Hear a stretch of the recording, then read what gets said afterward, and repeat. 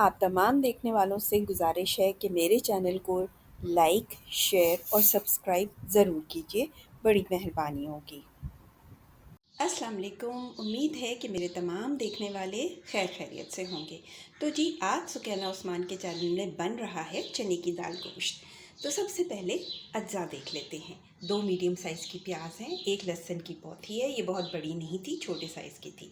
थोड़ी सी अदरक है, ज़ीरा और काली मिर्च है।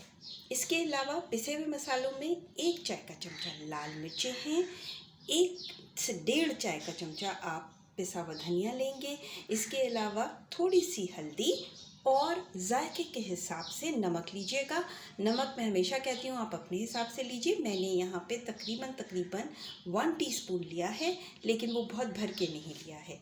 ये गोश्त है, मेरा ख्याल से ये गोश्त सिर्फ 1 पाव से थोड़ा सा ज़्यादा है। इसके अलावा 3 मुट्ठी चने की दाल, जो कि मैंने पहले ही चुन के धो के भिगा दी थी। देखिए, लहसुन, अदरक, ज़ीरा और काली मिर्च को मैंने ब्लेंडर में डाल के पीस लिया है।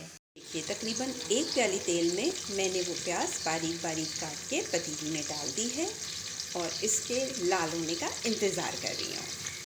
प्याज अच्छी खासी ब्राउन हो चुकी है, तो अब मैं इसमें गोश्त डाल दूँगी।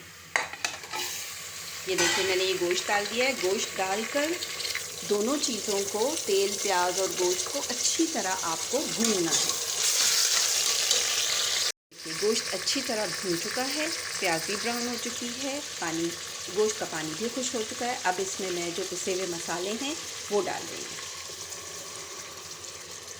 ब्लेंडर में मैं थोड़ा सा और पानी डालूँगी और फिर इसको ढकना दे के बंद कर दूँगी ताकि गोश्त गल जाए।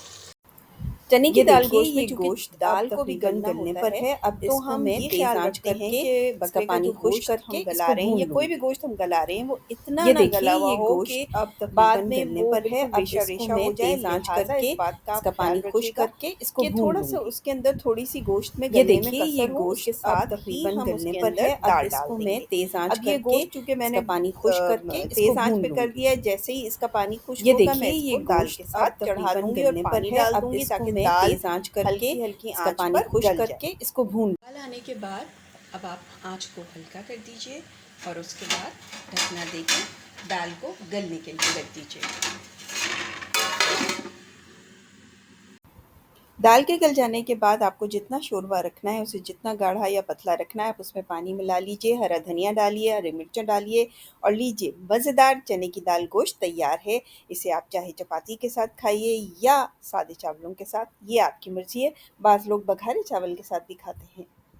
Thank you.